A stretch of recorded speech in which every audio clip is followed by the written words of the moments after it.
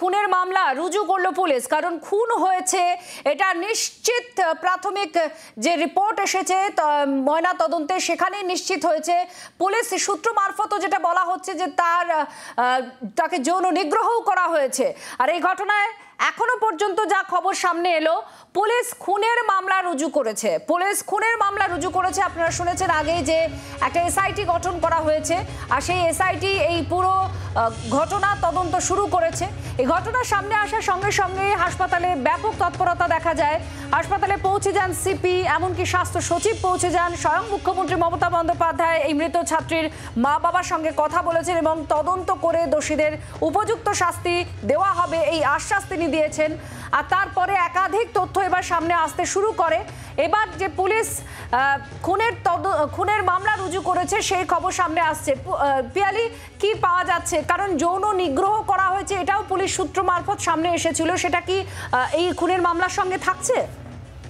দেখো, পুলিশ যে cause of death সেটা প্রাইমারি যে ওপিনিয়ন ময়নাতদন্তকারী চিকিৎসকরা তারা দিয়েছেন, তার থেকে কজ অফ ডেথ হচ্ছে শ্বাসরোধ করে, গলা টিপে শ্বাসরোধ করে খুন করা হয়েছে সেই বিষয়ে তারা জানিয়েছেন। কিন্তু যৌনাঙ্গ সহ একাধিক জায়গায় শরীরে আঘাতের চিহ্ন পাওয়া গিয়েছে। কিন্তু যেহেতু পূর্ণাঙ্গ যে অফিসিয়াল যে পূর্ণাঙ্গ রিপোর্ট সেটা যেহেতু এখনো পর্যন্ত ময়নাতদন্তকারী চিকিৎসকদের কাছ থেকে পাওয়া যায়নি, সেই কারণেই প্রাথমিকভাবে পুলিশ খুনের মামলা রুজু করে তদন্ত শুরু করলো। পুলিশের যেটা বক্তব্য যে ময়নাতদন্তের পূর্ণাঙ্গ রিপোর্ট পাওয়ার পর যদি আরো কিছু পাওয়া যায় তার ভিত্তিতে তারা পরবর্তী সময় নতুন ধারা সংযোজন করবে। ধন্যবাদ পিয়ালি। এবার আপনাদের আমরা যে ছবি দেখাচ্ছি এই মুহূর্তে, বরুণ সেনগুপ্ত আমাদের প্রতিনিধি, সেই বাড়িতে দেহ নিয়ে যাওয়া হয়েছে সোদপুরের বাড়িতে, সেখানে আমাদের সঙ্গে আছেন বরুণ আমাদের প্রতিনিধি, তিনি আমাদের বিস্তারিত জানাচ্ছেন। বরুণ, একটু জানতে চাইবো, বাড়িতে অত্যন্ত একটা শোকার্ত পরিবেশ, এত মর্মান্তিক একটা ঘটনা, সন্তান হারা হয়েছেন মা বাবা, ঠিক কি অবস্থা? পাড়া প্রতিবেশী তারা কি বলছেন? কারণ পুলিশ ইতিমধ্যেই খুনের মামলা রুজু করে তদন্ত শুরু করেছে, কিছু প্রাথমিক আপডেটও আসছে সামনে। বলুন।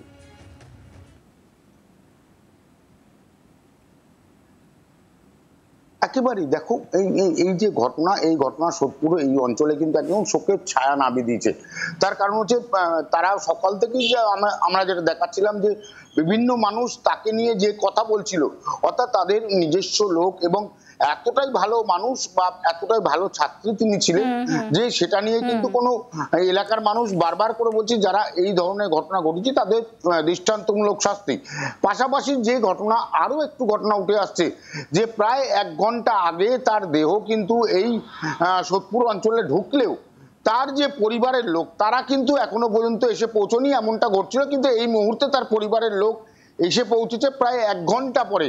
9টা 5 নাগাদ তার দেহ কিন্তু ঢোকে এই সোদপুর অঞ্চলে। তারপরের থেকে কিন্তু তার পরিবারের লোক, অর্থাৎ তার মা এবং বাবা এবং আত্মীয় পরিজন যারা রয়েছেন তারা কিন্তু এসে পৌঁছননি।